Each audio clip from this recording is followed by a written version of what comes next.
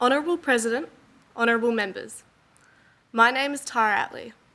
I'm a Year 12 student and school captain of Rochester Secondary College. Today, I am here representing students and young people of the Campaspe Shire. I'd like to acknowledge the traditional owners of the lands on which we meet, and I pay my respect to all Indigenous and Torres Strait Islander peoples and carry that respect to any Indigenous people here today. The presence of the Members of Parliament today holds a significant value for me. I'd like to express my gratitude towards them as it demonstrates a genuine interest in our community and their willingness to listen. In January 2011, Rochester and the surrounding areas were hit with the worst floods that the town had seen in over 100 years. With houses, sheds and livestock lost, the community created mappings and quickly learned what was considered to be the proper way to prepare for the future. However, 11 years later was the beginning of yet another change for most Rochester residents like myself. In October 2022, we experienced a 1 in 1,000 year flood. 8 houses in the whole town of Rochester were not inundated. 8. Living in a small town such as Rochester, with a population of roughly 3,000, word travels quickly. The weather had been unusually severe all week, so the residents were understandably concerned. I remember the day before the floods, a normal school day before the warnings came. The rain pelted on our classroom roof and the grass overflowed with water. I was in denial of the inevitable. Rochester would flood again, essentially just a decade from the last. On October 13, 2022, school buses were unable to run due to excessive water on the roads, consequently cancelling a day of school for all students. Rumours around town suggested that, yes, we were going to flood.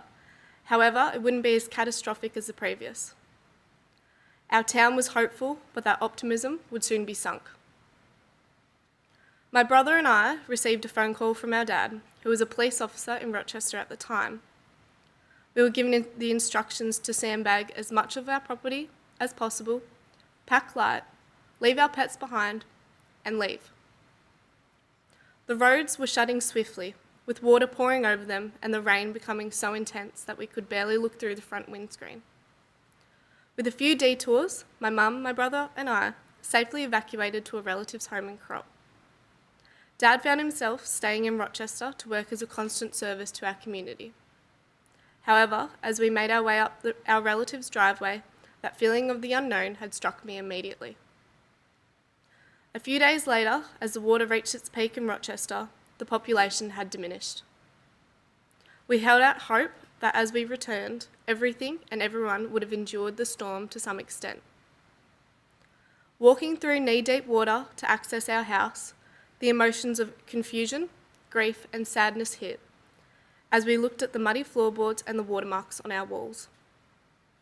Like countless others, we stayed in emergency housing, first in Bendigo, then at multiple places across Echuca and Moama. The school became an unfamiliar environment after commuting 25 minutes from Echuca to Rochester, a journey by bus 45 minutes from Rochester to Bendigo, repeated back and forth for weeks. However, makeshift buildings were finally constructed at the school, and I lived in a caravan outside my pa's house from late January through to Christmas in 2023. Studying VCE topics, combining schooling, part-time work, and sports whilst living in a caravan was a difficult learning curve. I'm now fortunate to have been able to return to my home with my family, with builders and insurance still visiting regularly. With that, many people in Rochester have yet to begin renovating their homes, or similar to my family, are still in the process of completing. Whether you live in a house, a caravan, or a shed, whether enduring losses of pets, livestock, or property, Rochester collectively continues its recovery process. In various natural disasters such as the October floods and the bushfires across Australia, the media typically highlights the initial crisis. We understand that the reconstruction process is not always as newsworthy, but we live it every day. Although the floods occurred less than 2 years ago, Rochester and our residents are often overlooked. Young people's mental health is a challenge in our community, and we're looking for a restoration back into our normal lives. Through countless discussions, it's evident that we must integrate a sense of belonging and accomplishment for the recuperation of young individuals in our society. This is attainable by increased utilisation of mental health services and establishing communal spaces beyond the home and school that serve as places for academic and emotional support. Encouraging open communication and collaboration among all individuals is imperative for building overall well-being within our population.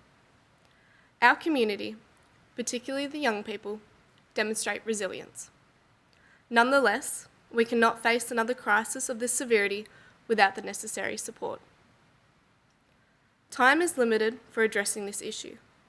The impact of natural disasters, such as the loss of homes, belongings, or loved ones, swiftly alters the lives of families and communities.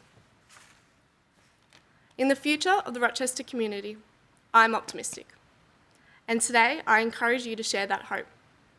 I cherish where I live and appreciate how it fosters a sense of unity.